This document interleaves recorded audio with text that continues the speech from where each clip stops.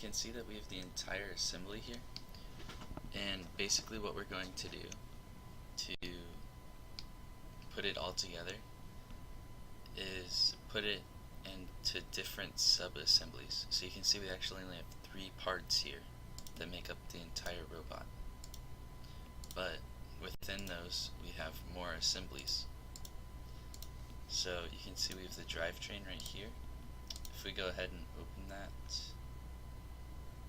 right here, you can see this is our drivetrain assembly, and then here are other assemblies, and if we go into those we can see this is just the frame of it, and these are the panels.